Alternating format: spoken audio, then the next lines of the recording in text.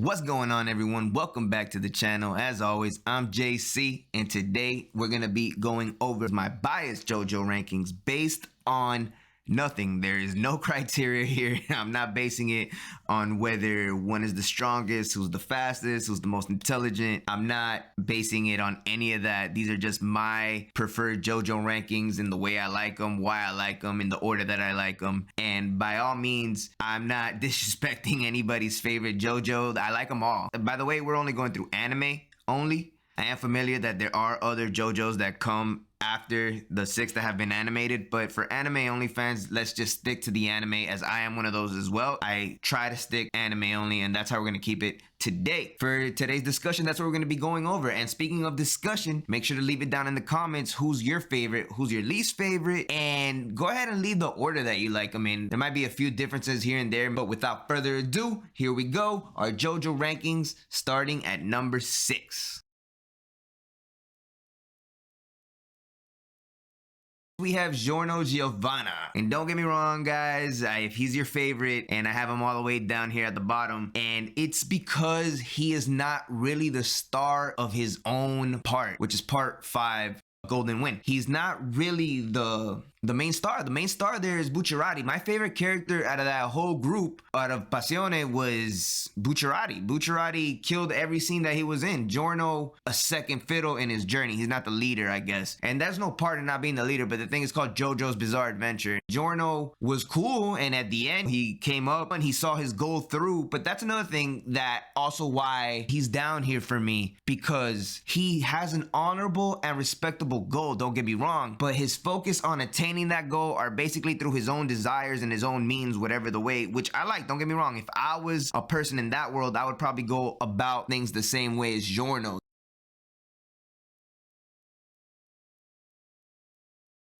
Moving on to number 5, we have Jonathan JOESTAR. And I know he's a lot of people's least favorite JOESTAR, understandably so. He is the JOESTAR we spend the least time with, as he's only around for a handful of episodes. They had to split season 1 into part 1 and part 2. That's how short those seasons were. That's how much time we really got to spend with Jonathan JOESTAR, our original JoJo. So that's why he's down here for me. It's nothing that I don't like about him per se. He is a very straight and narrow character, very bland, which I see no problem with, because I actually like his character. When I first started watching anime, and obviously JoJo's Bizarre Adventure, you're introduced to this character who's rich, kind of spoiled at the beginning, but you know, comes up and he's very respectable and honorable and gentlemanlike. It's something different, at least for my eyes. So I like that about him, but a lot of people don't, and it also holds him back. It does hold him back a little bit in my eyes. It does make him a little bit bland. It makes Dio the star of the part, to be honest, because of how much more outlandish and just out there he is. And to be honest, Jonathan does nothing too crazy to stand out amongst the other JoJos, but he is memorable for being the first, the one that started it all. He'll always have a place in everybody's heart, I imagine. So, especially if you're a fan of the series. But that's why I have him here at number 5. At number 4, I have Jolene Cujo. I like Jolene Cujo. I have her right here in the middle. The things I like about Jolene Cujo that sets her apart, that has her this high, is that unlike Giorno, her story is focused around her. It is based on her, but it is also based on things around her, going back to her father and who he is. The story does kind of revolve around that, but she takes front and center. She is the decision maker. The story is revolved around her, as opposed to where Giorno, the story is really more revolved around the gang and a lot more around Bucciarati. And we spend obviously a lot more time with her than we do Jonathan JOESTAR. So I'm probably not gonna compare anybody to Jonathan JOESTAR again, because he does get the least amount of time and he is a very bland character. Whereas Jolene, she carries her dad's personality along with her. She is very tough, but she's also compassionate. I guess that might be from her mother's side. She's a troublemaker. She's very gullible, but she is also very smart. As for as gullible as she is a young girl who was basically raised without her father, but she is one of the most intelligent fighters of the whole series. Both times she encounters Poochie, when they rain frogs, what she does to protect herself is outworldly intelligent, that I think she might be the second smartest JOESTAR. if not, with more time, would have got there to probably be the smartest. Just look at her second fight with Poochie too, how to get out of that with that infinity symbol in hers. I forgot what the proper term is, but I'll put it up here. But the way she got out of that, who thinks of that? Jolene Cujo also had to put up with one of the scariest final bosses. Dio, Cars, and Poochie, the toughest final bosses out there. Though Jolene Cujo per se couldn't overcome, she did what had to be done. When she sacrifices herself, she definitely shows her character. And because of that sacrifice, life was able to go on in a proper way and actually even better than before.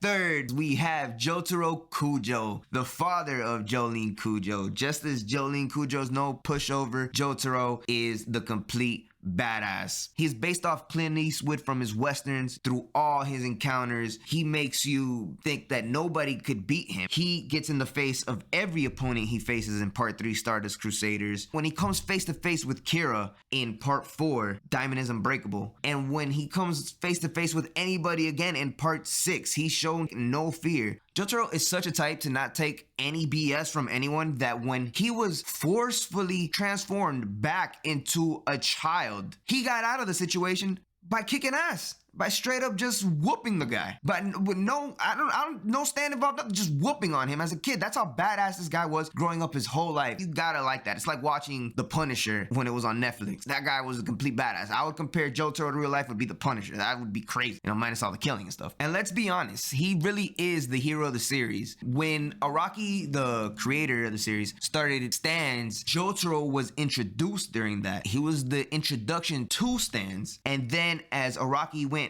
perfecting it, Jotaro just always makes an appearance with the stand evolution in mind. Shows you what a big part Jotaro is to the series as a whole. And here's something I haven't really talked a lot, but in terms of character design, he looks completely badass, especially his Stardust Crusaders. I think his Stardust Crusaders hit the mark. And then we have, when he goes on to Diamond is Unbreakable, when he switches it to white, and then he switches it a couple times in that series. That was pretty cool. My least favorite is in Part 6. I don't know what the hell happened there.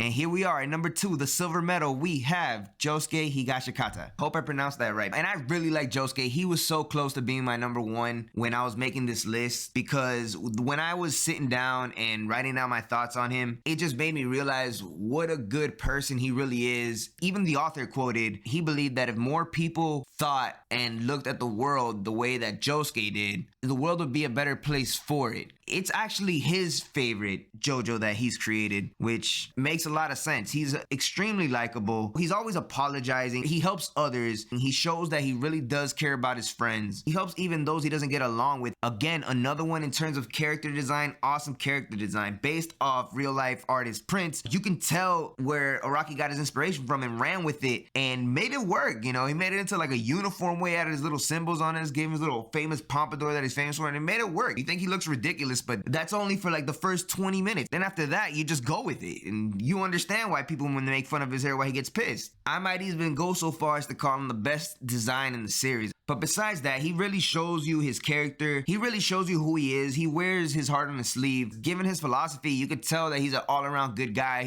But you know what? As much as I really do like Josuke, he's still not number 1.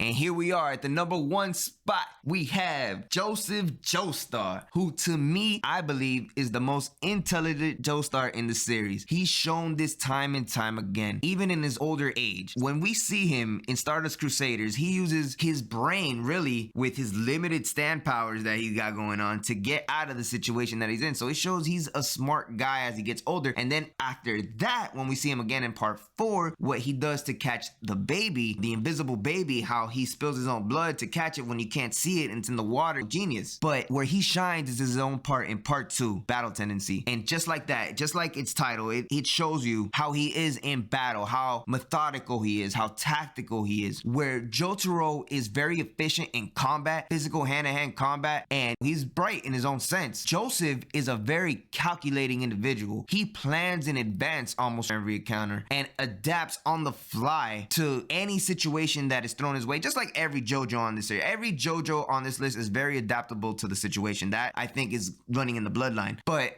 as far as Joseph is concerned, mixing in with his tactics, the planning that goes into it. When Joseph Joestar encounters his enemies, he almost baits them into doing what he wants. The outcome works in his favor even when it doesn't. If something is not going in his favor through his own actions, through his own planning, take a look at when Joseph meets the Pillarman. He makes a way to make you believe that he's intimidating, but then he drops your guard. But then by you dropping your guard, you fell right into his plan that he adapted to because his first plan didn't work. I don't know a more resourceful JoJo with limited capabilities. Because remember, in part 2, this is just Hamon. There's no stand there to help him. And in terms of personality, he is the most standout JoJo. He's the most outrageous out there. He's funny in all sense of the matter. When he's older, he's hilarious. When he's young, he's funny. When he's young, he kills it. And it's a very big change from jumping from Jonathan, who was very bland, noble, to somebody like Joseph, who's all over the place. But this guy kicks cats. He's not the most honorable man out there. But you know what? He does save the world. And that's also why I have him ranked a little bit higher than Josuke. Because when it comes down to it, Josuke didn't save the world. He saved his town. In terms of saving the world, I don't know how you can pass that. And not only has Joseph done that once, he's done that twice, and he even helped Josuke with his adventure. So he's helped save the world twice and the city. I can go on and on. I'm actually going to save that for a video as to why Joseph is actually my favorite JoJo, but that's for another time.